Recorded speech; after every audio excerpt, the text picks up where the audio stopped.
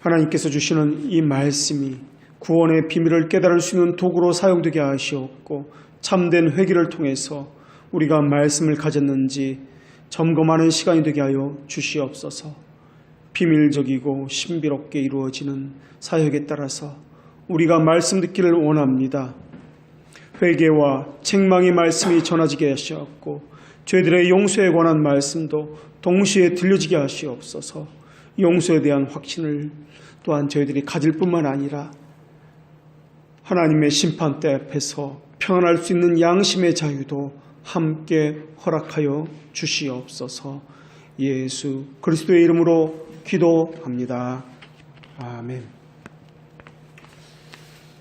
오늘은 친유와 관련돼서 말씀드리겠습니다. 오늘 본문에 보니까 평안의 길을 알지 못하였고 라는 말씀이 나옵니다.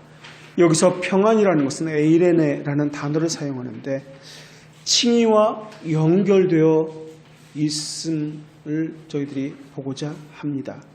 여기서 말하는 평안은 세상이 말하는 그러한 평안을 이야기하는 것이 아닙니다. 오늘 본문 17절은 이사야 59장 8절을 부분적으로 인용한 본문입니다. 성경은 타락한 인간이 하나님과 화목에서 오는 평강을 누리지 못한다는 것을 분명히 말씀하고 있습니다. 이사야 선지자는 이렇게 증언하고 있습니다. 여호와께서 말씀하시되 악인에게는 평강이 없다 하셨느니라. 그렇기 때문에 악인은 평강의 길을 알 수가 없습니다. 그들은 어디를 가든지 고뇌와 파멸의 자국을 남기게 되어 있습니다. 사실 이들은 평강의 길을 떠나서 방황하고 있는 것이 아닙니다. 애초에 평강의 길을 알지 못하고 평강의 길에 들어가 본 적이 단 한 번도 없는 사람들입니다. 그런 세계가 있다는 것도 상상조차 하지 못하고 있던 사람들입니다. 우리가 신앙생활에도 마찬가지입니다. 내가 아는 세계, 내가 알고 있는 이 지식이 전부인 것처럼 그렇게 생각하고 있습니다. 때로는 편협하고 때로는 자기가 만든 세계에 갇혀서 그 너머에 다른 세계가 있다는 것을 알지 못하는 것이 우리가 가진 신앙의 또한 단면모인지도 모르겠습니다. 마음에 평강이 없는 이유가 있습니다. 마음에 무시무시한 심판에 대한 두려움이 본능적으로 있기 때문에 그렇습니다. 그래서 자신을 향한 하나님의 노여우심을 풀었다는 확신이 없기 때문에 사람은 언제나 양심의 두려움을 가지고 그래서 이 두려움 때문에 불안해하고 떨고 있는 것입니다. 그들은 무엇을 해도 불안해할 것입니다. 금은보화가 집안에 가득 채워져 있다 할지라도 평안이 없을 것입니다. 이들은 평강의 길을 알지 못합니다. 이들에게 평강의 길이 얻을 수 있는 유일한 방법이 있는데 그것은 바로 칭의입니다. 성경은 이렇게 말씀합니다. 평안을 너희에게 끼치노니 곧 나의 평안을 너희에게 주노라. 내가 너희에게 주는 것은 세상이 주는 것과 같지 아니하리라. 너희는 마음에 근심하지도 말고 두려워하지도 말라. 신자가 얻는 평안은 세상이 주는 평안과는 다른 평안입니다. 우리는 우리의 구속자이신 예수 그리스도의 심한 고통에서만 평안을 찾을 수 있을 것입니다. 그래서 믿음으로 의롭다 하심을 얻는다라는 확신할 때에만 양심의 평화와 고요한 기쁨을 얻을 수 있다는 것이 성경의 말씀입니다. 그리고 이것을 주시는 분은 성령님이십니다. 성경은 성령으로 말미암아 하나님의 사랑이 우리 마음에 부음바 됨이니 바로 그때가 우리가 평안을 확신할 수 있다라고 말씀하고 있습니다. 그래서 성경은 우리 주님을 향해서 평강의 왕이다, 우리의 화평이다라고 말씀하고 있는 것입니다. 그런데 어떤 이들이 교회를 볼 때 마치 윤리도덕적인 선행을 하는 곳이라고 그렇게 생각하는 사람들도 있습니다. 그래서 내가 무언가 함을 통해서 평안을 얻고 보람을 얻기도 합니다. 그래서 교회가 무언가 사회를 향해서 지역을 위해서 선행을 함으로써 교회 역할을 다하는 것이라고 그렇게 생각하는 사람들도 너무나 많이 있습니다. 교회는 그런 곳이 아닙니다. 교회는 하나님의 비밀스러운 선택에 의해서 중생자들이 모인 곳, 이것을 교회라고 하는 것입니다. 그래서 그들은 죄들의 용서함을 받고 예수 그리스도의 의의 전가를 받은 사람들입니다. 이것을 다른 말로 칭의라고 이야기합니다. 그래서 칭의는 두 가지, 죄들의 용서와 의의 전가로 구성되어 있습니다. 그런데 12월만 되면은, 성탄절만 되면은 백화점에서 먼저 하늘에는 영광이요 땅에는 평화라는 현수막을 걸어놓고, 그리고 많은 사람들을 향해서 호객행위를 하고 있습니다. 그런데 사실 이 말이 칭의의 결과를 의미하는 말씀입니다. 무조건적으로 누구에게나 평안이 있는 것이 아니라는 것입니다. 이 평안이라는 것은 칭의로부터 오는 평화이지, 그렇기 때문에 택자에게만 해당되는 평화이지 모든 이에게 있는 평화가 아니라는 것입니다. 그래서 성경은 분명히 기록하고 있습니다. 하나님의 기뻐하심을 입은 자들에게 평화이다 라는 것입니다. 평화라함은 하나님의 심판대 앞에서 죄가 가리워졌음을 의미하는 것입니다. 또 지극히 높은 곳에서 하나님께 영광이라 함은 하나님의 자비가 온 땅에 계시가 되었음을 의미하는 것입니다. 그 계시의 정점이 바로 하나님이신 예수님이 이 땅에 육신을 입고 오셨음을 의미하는 것입니다. 그래서 마땅히 하늘에서는 영광이 나타나는 것이고, 그래서 하나님께는 영광이요 땅에서는 죄인들에게 죄들의 용서함이 나타났으니, 그래서 심판대 앞에서 죄가 가리움을 받았으니 평화다라고 말씀하고 있는 것입니다. 그래서 예수님 자체가 평강의 왕으로 오신 것입니다. 그래서 영광이요 그분을 통해서 온누리의 기쁨이 전해지게 되는 것입니다. 이 말씀을 칭의와 연관시키지 아니하고 흥청망청 놀고 마시고 먹기를 탐한다면 그것은 성경을 왜곡하는 것입니다. 하나님의 뜻을 저버리는 행위입니다. 교회에서 그러한 것들을 가르치지 아니하고 중생을 점검하지 아니한 채 교회에서 마치 성탄절을 지킨다는 미명하에서 아이들을 불러서 재롱잔치하고 먹고 마시고 자유를 방종으로 삼는다면 이것은 교회로서 마땅히 해야 할 일을 하지 않는 것입니다. 그것은 교회의 의미가 없습니다. 하나님께서 교회를 세우시고 구원받은 백성들을 불러 모으신 이유는 죄의 용서와 관련된 일을 하시기 위해서였습니다. 그래서 죄들의 용서는 교회와 하나님의 나라에 들어가기 위한 첫 번째 관문이다라는 것입니다. 교회의 가장 중요한 것은 구원의 점검입니다. 그래서 구원과 관련된 중생의 표지를 가진 사람만을 교인으로 등록시켜야 하는 것입니다. 그래서 학습이라는 것을 두어서 배우기를 힘쓰고 하나님을 사모하는 그 중심이 있는지 살피게 되는 것, 부족하지만 교회가 점검하는 것, 그리고 그것이 확증되어야만 교인으로서 받아들이게 되는 것입니다. 칭의는 죄들의 용서와 예수님의 행하신 의를 우리에게 전가되는 것으로 이루어졌습니다. 그러나 칭의가 없는 곳에서는 하나님의 무시무시한 심판이 있기 때문에 거기에는 평안이 있을 수가 없습니다. 예수 그리스도가 우리의 구속자임을 깨닫기 위해서는 먼저 우리의 죄가 얼마나 흉악한지, 얼마나 우리가 더럽고 부패한지를 뼈저리게 깨닫고 있어야 합니다. 자신의 부패성에 대해서 애통함이 있어야 합니다. 단회적이거나 일시적인 고뇌가 아니라 평생을 통해서 이 죄성에 대해서, 부패성에 대해서 심히 슬퍼함이 있어야 하는 것입니다. 이것을 가리켜서 나는 날마다 죽노라, 또는 우리는 죄의 죽이기다 라고 배웠습니다. 또는 성경에서는 자기 십자가를 지고 자기를 부인하고 우리 주님을 쫓아가는 것이라고 그렇게 말씀하고 있습니다. 이 과정 속에서, 죄의 죽이기 속에서 영 살리기가 일어나는데, 영 살리기라 하는 것은 하나님을 바라는 열정이 이 안에서 일어난다는 것입니다. 나는 부패했기 때문에 아무것도 할 수가 없습니다. 주 예수 그리스도의 그 십자가 외에는 나는 구원할 길이 없습니다. 그 십자가를 바라보는 것, 그 소망, 그것이 바로 영 살리기입니다. 이것이 바로 신자의 표시요 중성되었다는 증거입니다.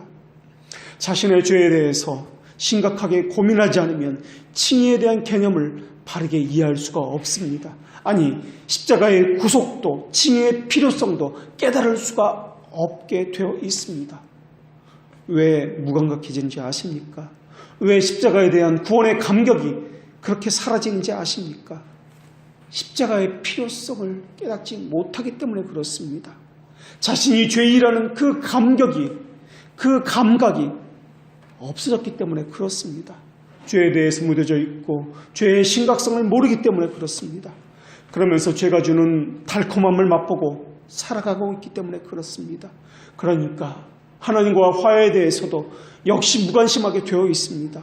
하나님과의 화해가 해결되지 않았기 때문에 진리 중에 진리인 칭의가 무엇인지 그 의미를 깨달을 수가 없게 되는 것입니다.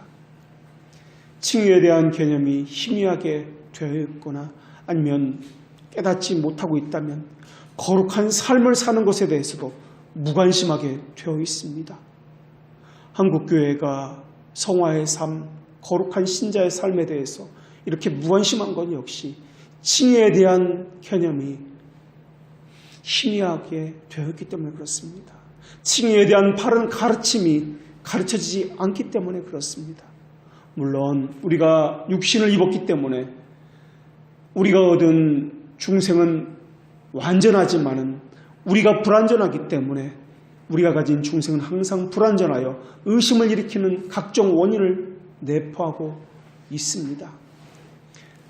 그렇기 때문에 우리가 해야 할 대책은 천국의 기업에 대한 신자들의 유일한 소망의 근원을 갖는 것인데, 이것을 확신하는 것인데, 그리스도의 몸에 접붙였다는 이 사실을 우리가 확신하는 것, 이 확신이 굳건함으로 흔들리지 않는 것이 우리 안에 있어야 한다는 것입니다.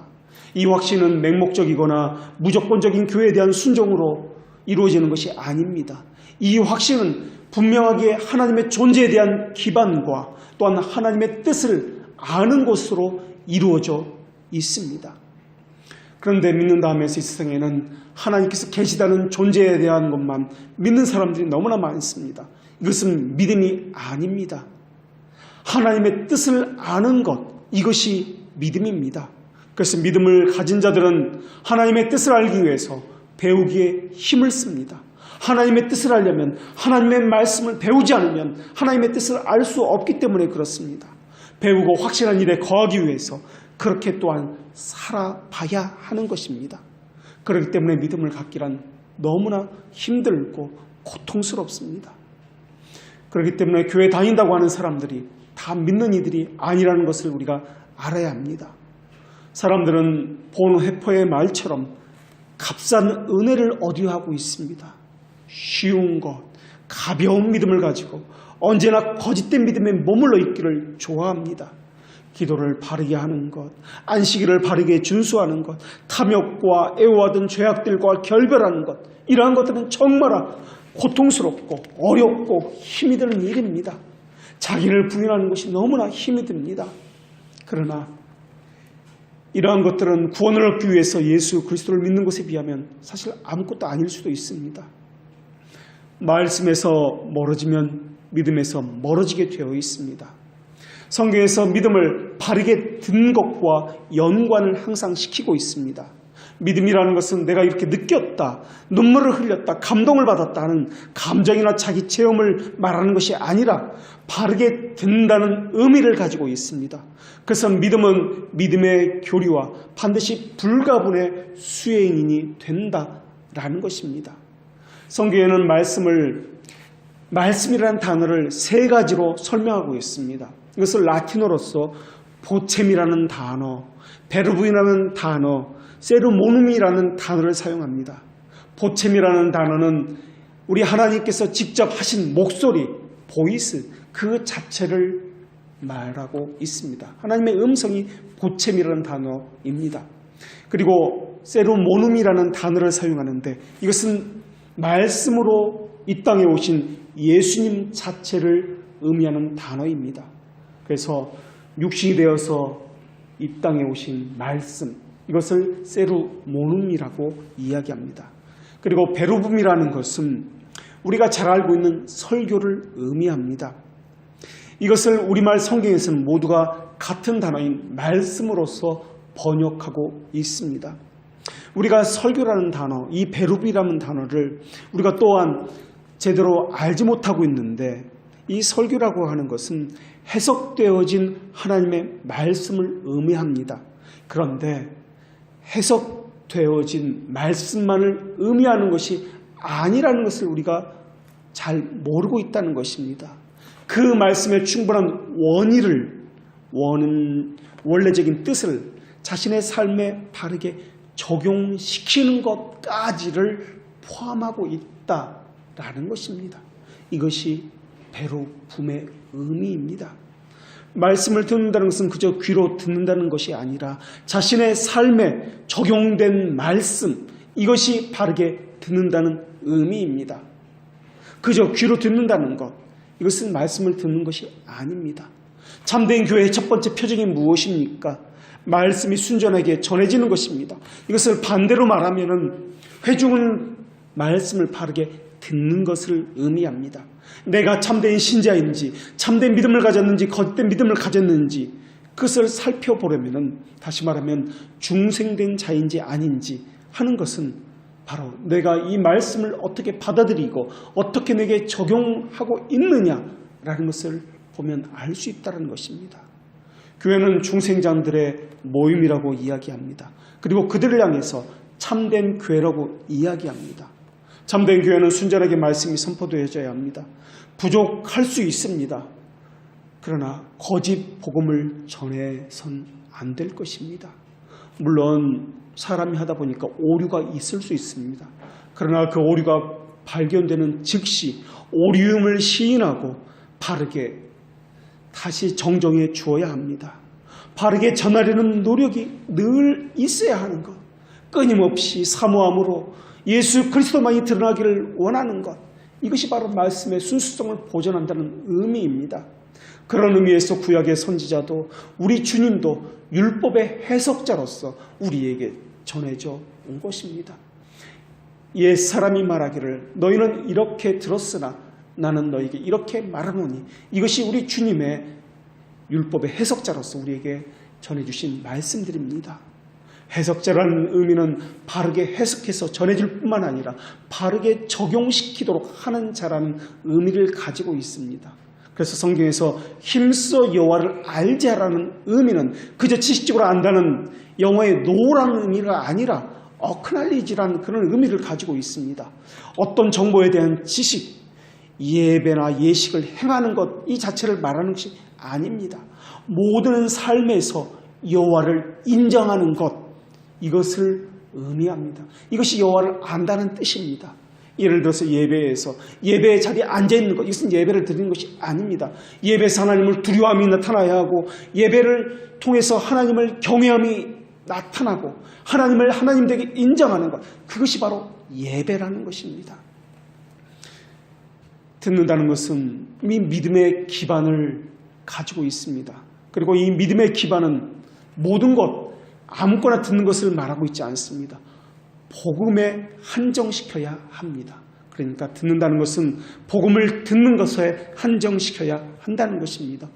왜냐하면 복음 안에는 예수 그리스도가 완전하게 명시되어 있기 때문에 그렇습니다.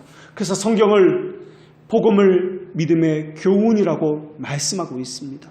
그래서 칼빈은 믿음과 말씀은 불가분의 관계에 있기 때문에 믿음과 교훈을 불가분의 수행인이다 라고 불렀습니다. 그렇기 때문에 성경을 그대로 읽어준다고 해서 이것이 말씀이 되는 것 아닙니다. 내가 듣고 보고 어떤 책에서 읽은 것을 감동적으로 이야기해 준다라고 그것이 설교가 되는 것은 아닙니다. 또 예수 그리스도를 말한다고, 예수님이라는 단어를 말한다고 복음적인 설교가 되는 것도 아닙니다. 말씀이 되려면은, 베루붐이 되려면은 선지자들과 우리 주님께서 그러하셨던 것처럼 우리 신앙의 선배들이 역사적 전통성에 따라서 그렇게 행했던 것처럼 순전하게 해석된 말씀으로 교훈과 가르침을 주어야 하는 것입니다. 그래야만 설교가 되는 것입니다. 이럴 때 이것을 강설이다 또는 설교다라고 하는 것입니다. 그래서 강설이나 가르침은 반드시 교회들의 신앙 고백인 이 신앙 고백서와 교리인 문답서의 지침과 그 제안을 받아야만 합니다. 이것은 반드시입니다. 왜냐하면 자의적인 왜곡이나 자의적인 해석을 그래야 피할 수 있기 때문에 그렇습니다. 그래야 신자는 또한 믿음의 말씀과 좋은 교훈으로 양육을 받을 수 있기 때문에 그렇습니다. 그래야만 신자들은 바르게 믿음이 자랄 수 있기 때문에 그렇습니다. 그래서 참된 신자는 반드시 참된 교회를 찾을 수밖에 없는 것입니다. 또한 거짓 신자는 거짓 교회를 또한 찾아갈 수밖에 없는 것입니다. 그것이 자신의 양심에, 자신의 성향에 어울리기 때문에 그렇습니다. 거짓된 교리를 배우거나 거짓된 설교를 들으면 아무리 감동적인 이야기를 듣더라도 믿음은 자랄 수도 없고 가질 수도 없게 되어 있습니다. 물론 눈물을 흘릴 수 있을 수 있습니다. 또한 나를 기분 좋게 할 수도 있을 것입니다. 또한 거짓된 평안을 가질 수도 있을 것입니다. 그러나 나를 기쁘게는 할 수 있어도 그것은 하나님 보시기에는 가증한 일이 될 것입니다. 성경에서 들어라 그리하면 내 영혼이 살리라 라는 이사야의 말씀이 우리에게 주어졌는데 이것도 이와 같은 것을 경고하기 위해서 우리에게 주어진 말씀입니다. 믿음을 불러일으키는 하나님의 말씀을 선포하기 위해서는 인간을 통해서 선포되어지기 때문에 인간의 사역이 중요합니다. 여기서 중요한 것은 설교자가 말씀을 선포할 때 이 설교를 베루빔이라고 말씀드렸습니다. 이 베루빔이라는 말씀은 세루모눔이라는 말씀이 전해져야 한다는 것입니다. 이 세루모눔이라고 하는 이 말씀은 다른 것이 아니라 예수 그리스도를 전해지는 것인데 예수 그리스도의 본성적 속성이 전해진 것을 의미합니다. 복음이라는 것은 단순히 예수님의 생애나 가르침이나 교훈을 의미하는 것이 아닙니다. 그것은 사소한 일부분에 불과할 뿐입니다. 하나님이신 성자 예수님의 인성과 신성에 관한 것, 즉 삼위 하나님의 어떠하심이 새겨지는 것, 전해지는 것, 그분의 그 역사하심, 사랑과 긍휼과 그분의 자비하심이 크심과 아름다움에 덕들이 우리 마음에 새겨지는 것, 이것이 바로 세루모늄입니다. 그 예수 그리스도의 어떠하심이 새겨지는 것, 그것이 바로 세루모늄이라는 것입니다. 그래서 예수님이신 그 세루모늄 말씀 자체가 우리에게 전달되는 방식이 무엇이든 간에 말씀에는 베루빔에는 반드시 세루모늄이라는 말씀이 선명하고 명확하게 드러내야 하는 것입니다. 하나님은 인간을 도구로 사용하시든지 아니면 하나님께서 직접적인 권능으로 하나님의 일을 행하시든지 이 말씀을 통해서 우리에게 역사하시는데 예정한 자를 이끄시는데 택하신 자들에게는 하나님 자신을 말씀으로 나타내 보임으로써 하나님의 일을 행하신다는 것을 우리가 기억해야 할 것입니다. 그래서 믿음이라는 것은 그분의 존재만 믿는 것이 아니라 우리를 향하신 그분의 뜻을 아는 것을 말하고 있다는 것을 우리가 기억해야 합니다. 그래서 말씀은 믿음이 하나님을 바라보는 거울과 같다라고 그렇게 이야기하고 있습니다. 기억하십시오. 믿음이라는 것은 맹목적인 순종이나 무지를 말하는 것이 아닙니다. 그분이 계시다는 단순한 확신을 말하는 것이 아닙니다. 믿음은 그분의 어떠하심을 아는 것과 그분의 뜻을 아는 것, 이것을 포함하고 있습니다. 그리고 참된 신자는 반드시 그분에 대해서 배울 수밖에 없습니다. 그래야만 행할 수 있고 믿음에서 멀어지지 않게 되기 때문에 그렇습니다. 믿음의 기반은 그분이 진리라는 것을 심정으로 확신하는 것입니다. 단순히 생각하기를 멈추고 무조건 믿는 것이 아닙니다. 게으름과 무지가 아니라 그분의 어떠하심을 살피고 궁구하여서 심정에 확신하는 것으로부터 시작되는 것이 믿음이라는 것입니다. 예수 그리스도의 사랑과 긍휼과 오래 참으심과 이러한 어떠하심이 심정에 새겨져서 죄 죽이기와 하나님을 향한 열정이 불러일으키게 되는 것, 이것이 믿음이라는 것입니다. 이때부터 비로소 믿음의 여정이 시작되는 것입니다. 그 전에는 그것을 믿음이라고 하지 않습니다. 사람들은 병고침이나 이적이나 기도응답 받는 것을 믿음이라고 생각합니다. 무슨 놀라운 체험을 한 것을 가지고 나는 하나님의 택자임이 분명하다라고 그렇게 생각을 합니다. 그것은 그렇지 않습니다. 믿음이 없는 자들에게 하나님께서 값없이 주시는 하나님의 지극히 크신 긍휼하심에 불과할 뿐입니다. 그것은 일시적으로 주어지는 것에 불과할 뿐입니다. 그래서 칼빈은 그것을 향해서 믿음이라 부르지 아니하고 믿음의 전 단계다라고 그렇게 이야기했습니다. 그런데도 사람들은 병고침을 받았다, 기도응답을 받았다, 호들갑을 떨고 난리법석을 피웁니다. 그것은 다시 말하면 자신이 믿음이 전혀 없음을 자랑하는 아주 부끄러운 일이 될 것입니다. 믿음은 반드시 죄 죽이기와 영 살리기로 나타나게 되어 있습니다. 내 자신이 믿음이 있음을 알려면 내 삶에서 자기를 부인함이 있는지 또 영 살리기를 하고 있는지 이를 보면 알 수가 있습니다. 그것은 결과이지 조건이 또한 아닙니다. 믿음은 선물입니다. 선물이기 때문에 비밀적인 사역이고 내가 알 수가 없습니다. 단지 이 결과를 통해서 내가 믿음이 있는지 살펴볼 수 있을 뿐입니다. 그래서 베드로전서 1장 7절에서는 믿음을 힘든 그리고 고귀한이라는 두 형용사로서 요약하고 있습니다. 너희 믿음의 확실함은 불로 연단하여도 없어질 금보다 더 귀하여 예수 그리스도께서 나타나실 때 칭찬과 영광과 존귀를 얻게 하려 할 것이니라 라고 말씀하고 있습니다. 가장 탁월한 것들은 파악하기 힘이 듭니다. 그러나 믿음의 확실함을 가지게 되면 인내를 갖게 될 것입니다. 모든 것을 참을 수 있고 견뎌낼 수 있게 될 것입니다. 또 믿음이 있는 자는 인내할 뿐만 아니라 소망을 가지게 될 것입니다. 견디지 못하고 참지 못하는 것은 소망이 없기 때문에 그렇습니다. 사람은 무엇을 행하든 확신에 거한다면 어떤 일이 있어도 흔들리지 않을 것이고 절망하지 않게 될 것입니다. 믿음은 그 최소한의 분량만으로도 돌같이 단단한 마음을 살처럼 부드러운 마음으로 바꿔줄 것입니다.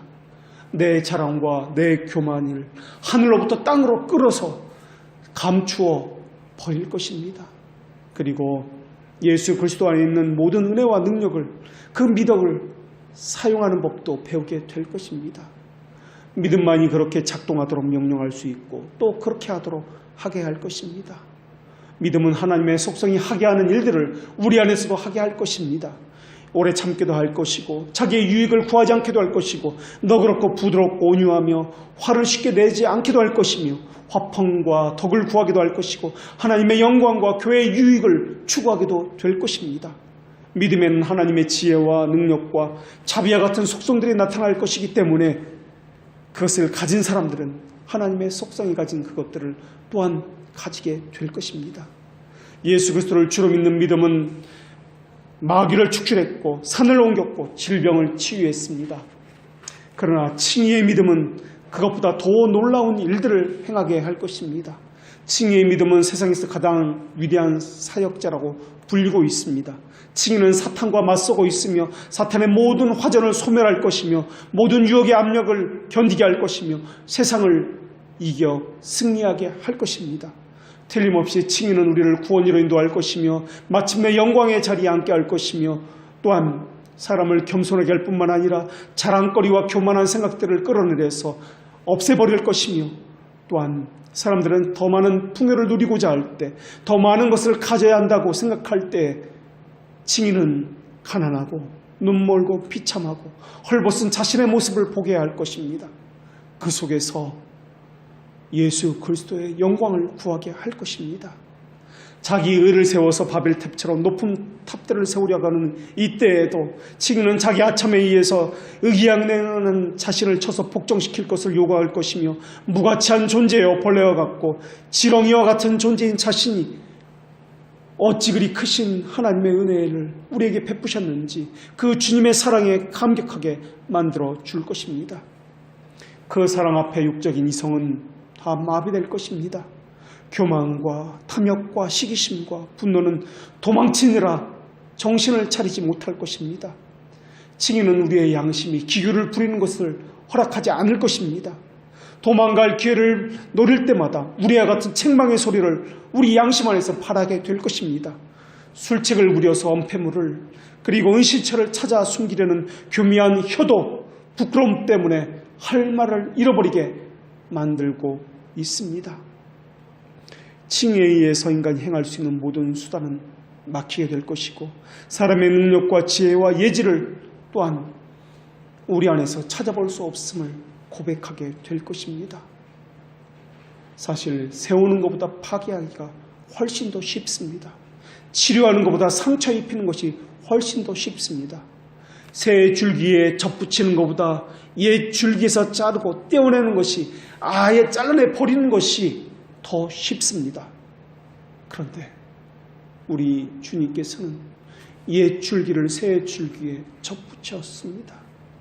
생존케 하고 새 영혼을 집어넣는 것보다 죽이는 것이 잘라내 버리는 것이 더 편하고 쉬운데도 말입니다. 칭의는 세우는 것입니다. 새 감람나무에 옛 줄기를 접붙이는 것입니다.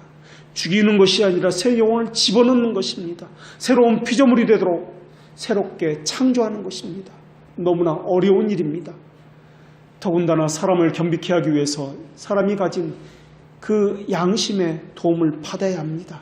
그런데 사람의 마음과 양심은 그렇게 협조적이고 도움을 줄 마음이 전혀 없습니다. 양심은 존재합니다. 그러나 그 양심은 자기의 부패성에 어울리는 말을 듣기 좋아합니다. 자기를 일깨우는 말씀을 싫어합니다. 사람을 정죄하고 비참하게 하고 저주받은 상태에 있다는 말을 듣는 것을 무엇보다도 꺼려합니다. 그 말을 들으면 이를 갈며 심지어 저주까지 합니다. 사망과 심판의 칼 앞에 서 있다는 말을 들으면 치를 떨면서 오히려 죽일 듯이 설교자를 노려보기까지 합니다. 자기를 지켜세우고 좋은 말을 들으면 사랑받기 위해서 태어난 사람이라고 그렇게 사람을 높여주면 좋아하고 있습니다. 그것이 양심이 하는 일입니다. 속이는 혀를 더 좋아하고 간교한 말에 넘어가더라도 그런 위선적인 행동을 더 좋아하는 것이 우리가 가진 부패성의 그 양심입니다. 그러나 우리의 행위가 수용되는 근거는 오직 칭의 외에는 없습니다. 칭의를 받은 사람은 하나님의 책망을 기꺼이 받는 사람들입니다. 또 선한 행위를 한다고 무조건 하나님께서 받으시는 것은 아닙니다. 칭의를 받고 죄의 가리움을 받은 자의 선행만을 하나님께서는 수용하실 뿐입니다.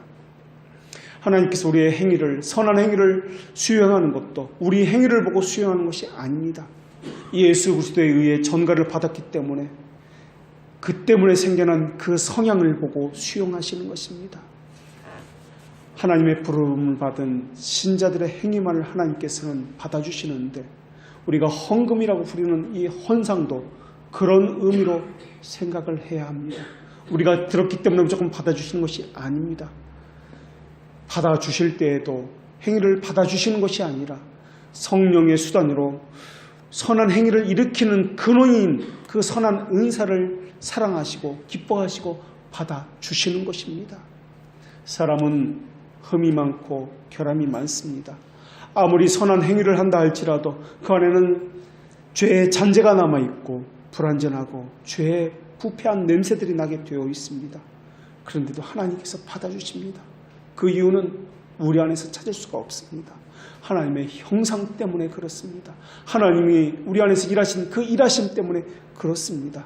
그래서 경건한 자의 선행은 늘 불완전하지만은 그리스도 안에서 수용되는 것입니다. 그것이 헌금입니다. 그것이 헌상입니다.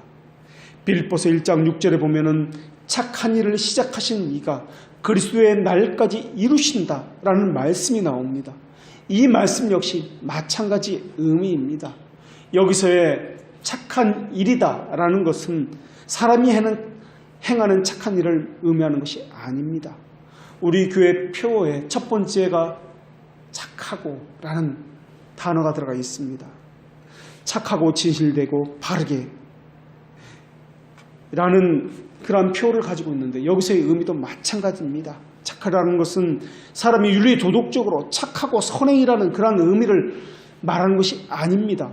이것은 한마디로 중생, 의미입니다. 하나님께서 사람 안에서 일으키는 회심을 착하다라고 이야기하는 것입니다. 다시 말하면 우리 교회의 표어가 착하다라고 제일 먼저 들어가 있는데, 인간의 착한 일, 선한 행위를 말하는 것이 아니라 하나님이 우리 안에서 일하시는 그 일하심을 말하고 있는 것입니다. 그리스도의 날까지 이루신다는 이 말씀도 하나님께서 성도의 견인으로서 이끌어서 마침내 영원한 구원을 얻게 하신다는 그 말씀을 의미하고 있는 것입니다. 그래서 성령 하나님은 택자들의 마음에서 의지를 바꾸어서 착한 일이 일어나도록 행하고 계시는 것입니다. 하나님의 의로움을 향한 열망을 우리 안에서 불러일으키시고, 하나님을 사랑함을 우리 안에서 불러일으키시고, 하나님을 더 많이 알고 싶고 그분의 뜻에 순종하고 싶은 그 의지를 불러일으키시는 분이 하나님이라는 것입니다. 우리 심정을 하나님의 형상에 따라서 의로운 성품으로 훈련시키시고 인도하시고 우리 안에서 착한 일을 시작하시는 분이 하나님이십니다. 그리고 견인하셔서 이 착한 일을, 다시 말하면 이 회심을, 다시 말하면 이 내적 부르심을 완성시키는 분이 바로 우리가 아니라 하나님이라는 것입니다. 이런 것은 더 선명하게 이야기하면 성령 하나님의 전적인 사역입니다. 여기에 인간은 무엇을 보태거나 협력할 수 없습니다. 우리가 의지를 새롭게 했다거나 영적 생명이 시작되었다라고 하는 것은 선택된 자들에게만 일어나는 것이지 아무에게나 누구에게나 일어나는 것이 아니라는 것입니다. 오늘 본문에서도 그것은 마찬가지입니다. 오늘 본문에서 말하고 있는 이 사람들이 아주 악한 사람들, 피를 흘리고 남의 것을 빼앗고 죽이고 살인하고 하는 사람들이라고 그렇게 생각할 수 있는데 그렇지 않습니다. 우리와 비슷한 다를 바가 없는 사람들을 의미합니다. 오히려 어쩌면 이 사람들은 더 많은 선행을 했는지도 모르겠습니다. 더 많은 종교성을 가지고 교회를 다니면서 더 많은 기도를 했는지도 모르겠습니다. 금식을 더 많이 했고 더 경건해 보일 수도 있는지도 모르겠습니다. 마치 바리새인들이 그랬던 것처럼 말입니다. 그러나 그들의 선행들은, 그들의 종교적인 열심들은 하나님께서 수용되는 열심들과 선행들이 아니다라는 것입니다. 왜냐하면 칭의를 입은 자들이 아니기 때문에 그렇습니다. 그들은 오직 자신의 행위로서 구원을 이루기 위해 노력하는 자들이기 때문에 그렇습니다. 이런 자들을 향해서 멸망의 길로 들어섰고 평강의 길을 알지 못하는 자들이라고 증언하고 있는 것입니다. 그들은 예수 그리스도가 누군지 모릅니다. 물론 예수 그리스도라는 존재를 알고 있을 수 있습니다.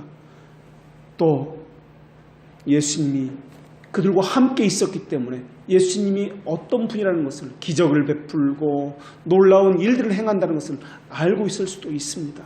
그러나 그분의 어떠하신, 그분이 하나님이시라는 사실을 그들은 알지를 못한다라는 것입니다. 물론 중생된 자라고 해서 그들보다 행위에서 그 무엇보다 하나라도 더 나은 것이 있다는 말은 아닙니다. 오직 하나님의 자비하심, 이것을 말하고 있는 것입니다. 착한 일이라는 것은 전적으로 무상적입니다. 특별한 은혜요, 하나님의 신비요, 섭리 가운데서 이루어지는 것입니다. 인간이 예상하거나 계획할 수 있는 것이 아닙니다. 성경은 이것을 다시 태어나는 것이다 라고 말씀하고 있습니다. 우리 주님은 이것을 바람의 움직임과 같다라고 말씀하셨습니다. 바람의 방향, 구름의 움직임, 공기의 흐름, 인간은 그의 길을 알 수가 없습니다. 그래서 우리 주님은 인간에게서 비롯된 것이 아니라 너희들은 알지 못한다, 헤아릴 수 없다, 신비적인 하나님의 사역이다라는 말씀에서 바람과 같다라고 말씀하신 것입니다. 이 땅에 기적이 있다면 두 가지가 있을 것입니다. 기적 중에 기적이 있다면 두 가지가 있는데, 하나는 바로 성육신이고 또 하나는 중생입니다. 중생을 다른 말로 지금까지 우리가 살펴보았듯이 착한 일이고, 또한 다른 말로 회심이다 부르고, 또한 다른 말로 유효한 부르심이나 효과적인 부르심이다 라고 부르고 있습니다. 하나님은 택자를 부르실 때 말씀을 도구로 해서 부르십니다. 그러나 이때 말씀만 가지고 하는 것이 아니라 성령님께서 말씀에 인을 쳐주셔야만 이 말씀이 되는 것입니다. 성령님의 역사가 없으면 이 말씀은 그저 복음적인 선포 외에는 아무런 효력을 나타낼 수가 없는 것입니다. 그래서 성령님의 역사가 함께 나타나는 말씀일 때에만 유효한 부르심이다라고 하는 것입니다. 그러나 반드시 말씀이 있어야 합니다. 여기서 말씀은 믿음의 교훈을 의미하는 이 교리를 이야기합니다. 그런 후에 나타나는 것들이 있는데 그 결과들이 바로 우리가 고백하는 웨스트민스터 신앙고백서 10장 1항에는 6가지로서 표현되고 있습니다. 그 첫 번째가 유효한 부르심을 받은 중생한 자들의 마음에는 하나님과 하나님의 말씀을 이해하고 깨달을 수 있는 그러한 마음으로서 영적으로 바뀌게 된다는 것입니다. 두 번째로 고집 부리지 아니하고 돌과 같은 심정이 제거되어서 부드럽게 된다는 것입니다. 세 번째는 말씀을 들을 수 있도록 순종하는 마음을 갖게 됐고 들을 수 있는 귀를 갖게 된다는 것입니다. 네 번째로 의지가 새롭게 되어서 선한 것을 행할 수 있도록 그러한 성향으로 바뀌게 된다는 것입니다. 다섯 번째로 오성이 선한 것을 판단하고 결정할 수 있도록 그렇게 된다라는 것입니다. 여섯 번째로 그 사람은 반드시 예수 그리스도에게 효과적으로 이끌림을 받게 되어서 예수 그리스도에까지 자라게 된다라는 것입니다. 바로 이것이 착한 일들을 통해서 나타난 결과라는 것입니다. 예수 그리스도 중심적인 설교라는 말은 단순하게 그분의 지식이나 정보를 말하는 것이 아닙니다. 그분의 어떠하심이 새겨지는 것, 적용되어지는 것, 그래서 하나님의 착한 일들을 시작하신 그 결과가 우리 안에서 나타나는 것을 의미합니다. 믿음은 모든 사람의 것이 아닙니다. 이것은 과거에도 그랬고 앞으로도 그럴 것입니다. 오직 하나님의 택하신 백성들의 것입니다. 결국 오늘 본문이 말씀하고자 있는 것은 믿음이 없는 자들, 다시 말하면 중생하지 못한 자들이 겪게 될 혼란을 말씀하고 있는 것입니다. 눈은 가려졌습니다. 귀는 들리지 않습니다. 어디도 보나 어디로 가야 할지 그들은 알지 못합니다. 내적인 평강이 없습니다. 소망이 없기 때문에 방황합니다. 그래서 어디 곳에서도 안식을 찾지 못합니다. 율법적인 행위를 통해서 안식을 얻고자 하나 오히려 율법적인 행위는 더더욱 불안하게 만듭니다. 더한 만족을 갖도록 계속 촉구하는 성향을 가지고 있기 때문에 자기에게서 위로를 찾으나 자기에게서는 위로와 평안을 찾을 수가 없게 되어 있습니다. 그런데도 사람들은 내가 무엇을 했다는 것 때문에 만족을 얻고 내가 무엇을 가졌다는 것 때문에 위로를 얻으려고 하고 있습니다. 내가 교회를 얼마나 다녔는데 라는 것으로 위로를 얻고 구원을 마치 따라온 단상인 것처럼 그렇게 생각하고 있다는 것과 마찬가지입니다. 그래 주일을 보냈어. 이제 주일 예배를 다 끝냈으니까 이제 편안하다. 이제 안심이다 하는 마음이 들 수 있는데 이것은 어쩌면 자기 행위에서 만족을 찾을 때 나타나는 현상이다 할 수 있습니다. 사람이 자기 마음에서 거짓된 믿음을 비워내는 것은 얼마나 힘든 일인지 모릅니다. 그렇기 때문에 자신이 불신자라는 사실을 깨닫는 것은 더더욱 어려운 일입니다. 내가 교회를 얼마나 다녔는데, 얼마나 열심히였는데, 내가 성경에 대해서 얼마나 아는데, 이러한 것은 자기 의를 가진 신자들의 모습입니다.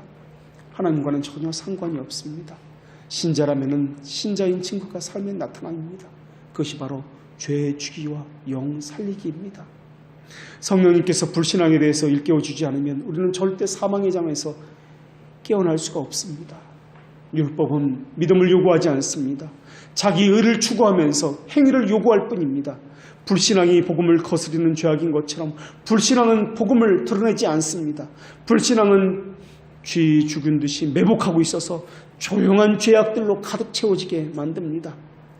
회칠한 무덤처럼 온갖 종교성과 경건함으로 포장하게 만들고 있습니다. 그 속을 들여다보면 온갖 추악함으로 가득 차고 있습니다. 쉽게 분노하고 쉽게 사람을 속이고 거짓말하고 정욕과 탐욕에 따라 움직이고 하나님보다는 세상의 것들에 민감하도록 하고 자기 의를 의지하도록 그렇게 만들고 있습니다. 더러움은 적극적인 방식으로 자신을 드러내려 하지 않습니다. 은밀하고 사적인 방식으로 조용히 움직입니다. 그들은 양심과 생각과 의지를 은밀히 움직여서 하나님과 그리스도에게서 떼어놓습니다. 무언가 바빠서 먹고 살기 힘들어서 그것이 하고 싶어서라는 변명과 핑계로 일관할 뿐입니다. 불신앙은 아무것도 행하지 않으면서도 모든 것을 행하고 있다라고 착각하게 만듭니다. 모든 탐욕이 내 아래서 왕노릇하도록 길을 내놓고 있습니다. 불신앙은 탐욕이 자신의 왕노릇한다는 것을 자각하지도 못하게 만들고 있습니다. 깨닫지도 못하게 만들고 있습니다. 그러면서 나는 아니겠지라고 속이고 있습니다.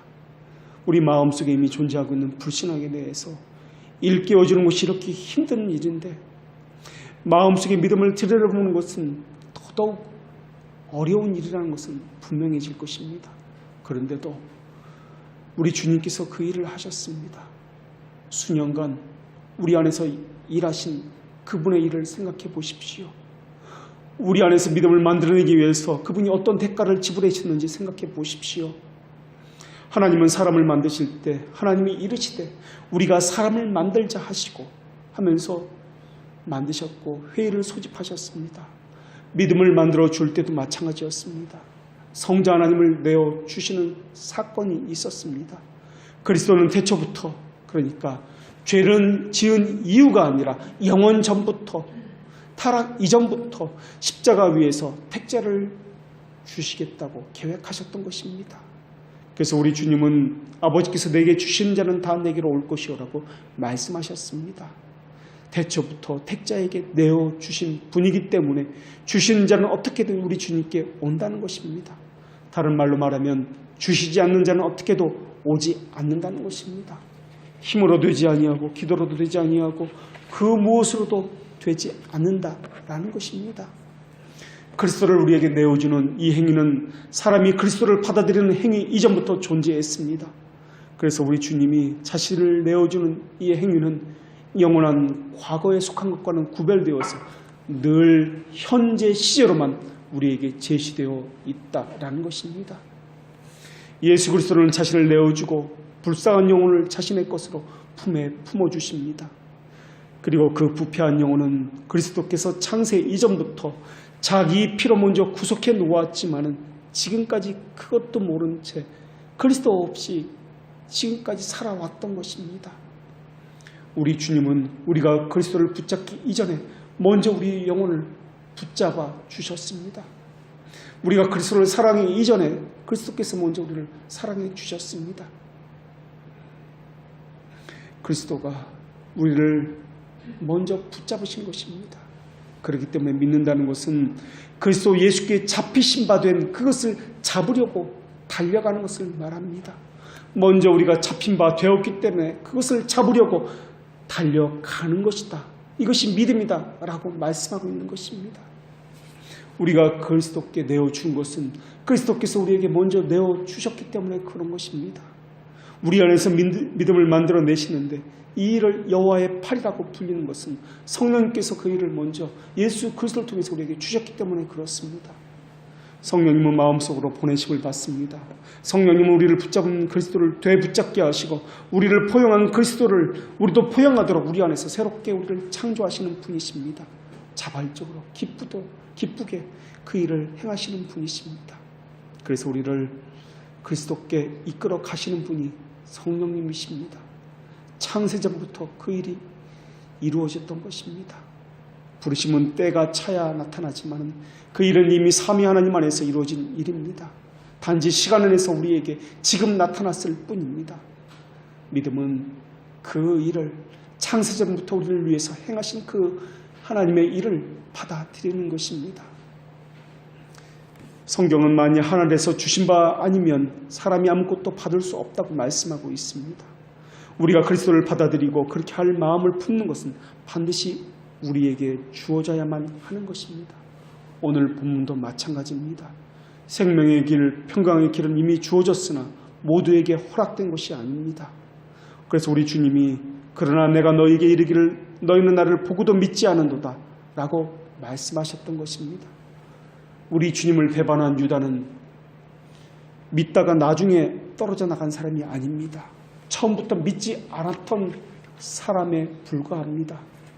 그리스도께서도 때가 찼을 때 육신을 취한 것처럼 영혼을 그리스도에게 인도에 접붙이는 것도 때가 차야 나타나는 것입니다.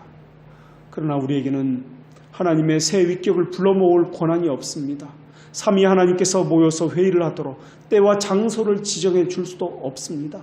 우리에게는 평강의 길을 갈 능력도 없고 선을 행할 의지도 없습니다. 우리에게 선한 것이 있다면, 우리에게 가진 것이 있다면 이 모든 것은 하나님의 선물입니다. 전에 이미 있던 것이지만 아직 주어지지 않았고 지금 나타난 것, 이것을 우리는 선물이다 라고 부르고 있을 뿐입니다. 실제로는 지금 주어진 것이 아니라 이미 창세 이전부터 주어졌던 것입니다. 다만 우리는 이것을 감지하지 못하고 있었을 뿐입니다. 선물을 선물인지도 모르고 있었을 뿐입니다. 선물의 가치를 알지 못하고 있었을 뿐입니다. 이 가치를 알게 될 때 창세 이전부터 우리를 위해서 그 예수 그리스도께서 내어준다라는 것이 또한 예정되었다는 것을 알게 될 때 우리는 구원의 감격 가운데 주님을 찬양하게 될 것입니다. 우리 마음속에서 있었던 것이 아니라 먼저 하나님의 그리고 창세 이전부터 합의가 있었던 일이 지금 우리에게 일어나고 있는 것입니다. 그 합의 안에서 하나님 아버지께서 먼저 아멘이라고 하시고 아들 하나님도 아멘이라 하시고 성령 하나님도 아멘으로 실행하셨던 것입니다. 그런 후에야 우리 마음에서도 아멘이라고 말할 수 있게 된 것입니다. 그리고 우리는 하나님께서 정하신 그 길에 따라서 평강의 길을 갈 수 있게 된 것입니다. 그래서 하나님의 심판대 앞에서 죄의 가리우심을 받고 의의 정가를 받았기 때문에 마음의 평안을 가지고 당당하게 하나님의 면전 앞에 설 수 있게 되는 것입니다. 기도하겠습니다. 하나님,